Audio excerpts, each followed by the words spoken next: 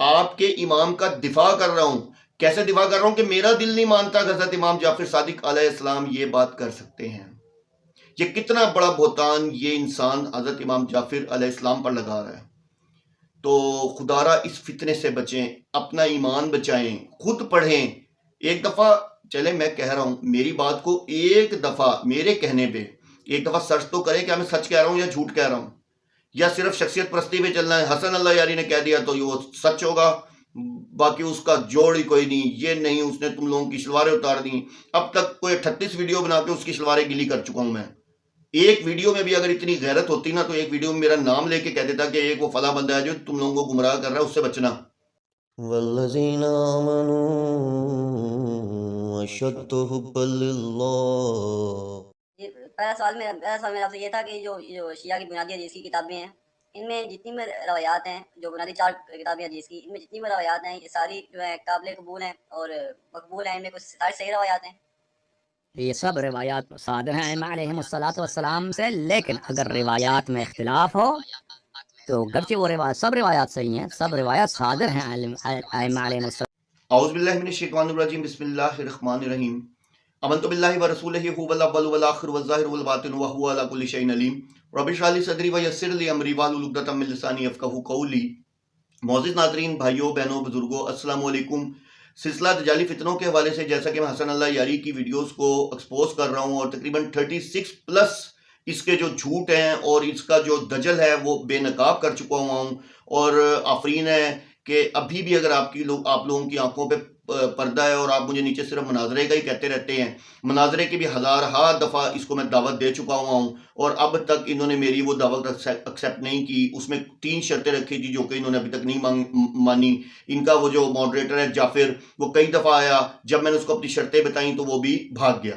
خیر، میں آپ کے سامنے جو حق ہے وہ بیان کرتا رہوں گا، آگے آپ اس کو مانے نہ مانے. اور اب میں حق جو ہے پہلے تو میں قرآن سے بیان کروں، کیونکہ قرآن کو یہ انسان جو ہے جس کا نام حسن اللہ یاری ہے، یہ بہت بڑی بیماری ہے.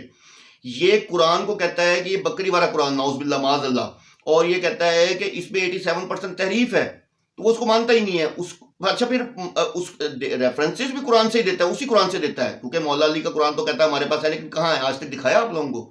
کوئی نہیں ہے. یہی قرآن ہے. شیعہ مسجد میں جا کے خود فزیکلی میں نے اپنی آنکھوں سے دیکھا، یہی قرآن پڑھایا جاتا ہے. ٹھیک ہے نا؟ یہ سب جھوٹ بولتا ہے کہ مولا علی کا قرآن ہی علیحدہ ہے، ہمارے دفتر میں پڑھا ہے، ہمارے آفسز میں پڑھا ہے. ٹھیک ہے، تو آپ نے اس کی جو ویڈیو میں نے چلائی ہے، آپ نے دیکھی ہے کہ اس میں یہ کہہ رہا ہے کہ جو ہماری جو کتابیں ہیں وہ، اس کا کہنے کا مطلب یہ ہے کہ اس کو فقہ اور ان چیزوں کی ضرورت نہیں ہے، وہ منوعاً ٹھیک ہے.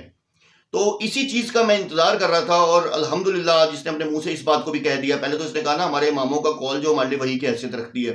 اب آج جو ہے اس نے یہ بات بھی کر دی کہ یعنی کہ ہماری کتابیں جو ہیں وہ ان کو کسی سند کی ضرورت نہیں ہے. تو ایک وحی لے کے آیا ہوں میں آپ ہی کی کتاب سے، یہ آپ کی اسکرین پہ آئے گی، تہذیب الاحکام. ٹھیک ہے، یہ تہذیب الاحکام ہے، اور یہ حدیث نمبر ہے 5109. ٹھیک ہے، یہ آپ کی اسکرین پہ آ رہی ہے، میں پڑھ رہا ہوں اور آپ اس کو سنتے جائیے گا. یہ انہو ان بعض الکوفین یرفعوہ الی ابی عبداللہ. میں نے آپ کو پہلے ہی بتایا تھا، ابی عبداللہ جو ہے یہ حضرت امام جعفر صادق علیہ السلام کی. اچھا، آپ کو میں ایک بات بتاؤں کہ آپ یقین کریں ہمارا دل نہیں مانتا، یہ اپنے اماموں پہ بھی جھوٹ باندھتا ہے.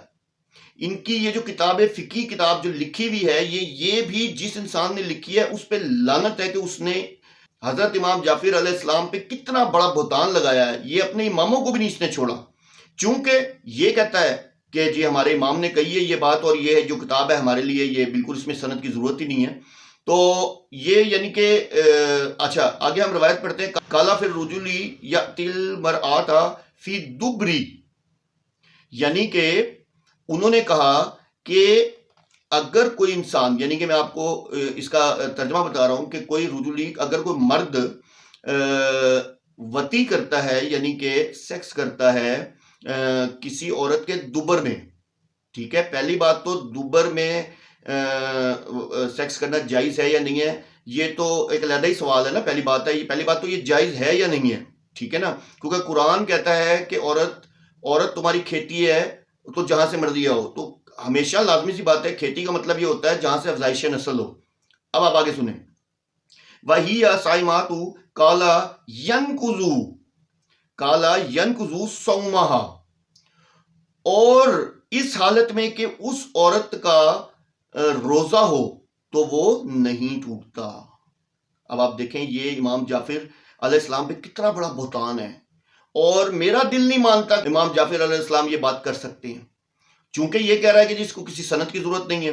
کیونکہ آپ یہ دیکھیں کہ شروع میں جو میں نے آپ کو ریفرنس دیا بازل کوفینی یرفعوہ، یعنی کہ یہ جو مرفوع روایت ہے، یعنی کہ یہ توڑ تک حضرت امام جعفر علیہ السلام تک جاتی ہے. ٹھیک ہے نا؟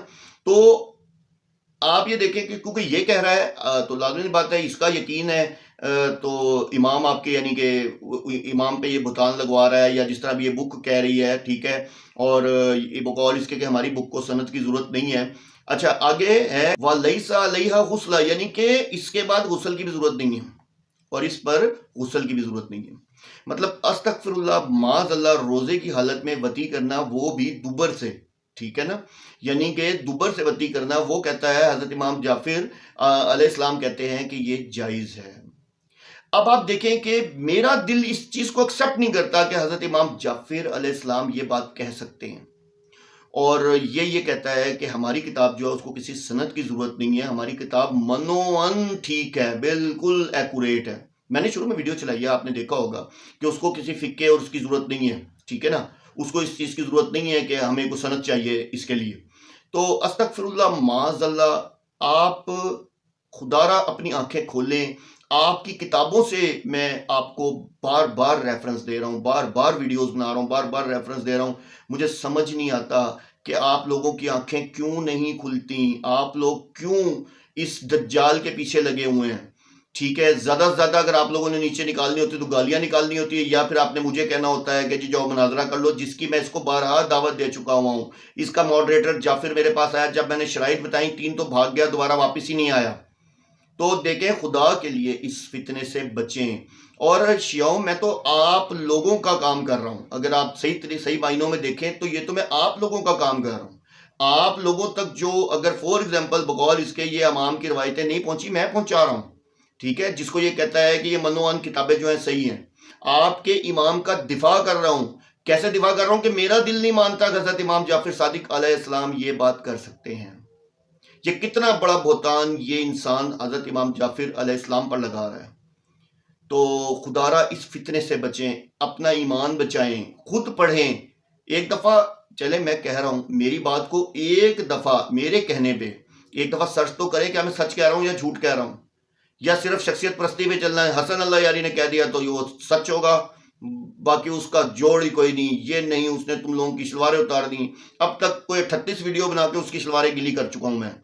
ایک ویڈیو میں بھی اگر اتنی غیرت ہوتی نا تو ایک ویڈیو میں میرا نام لے کے کہہ دیتا کہ ایک وہ فلاں بندہ ہے جو تم لوگوں کو گمراہ کر رہا ہے، اس سے بچنا.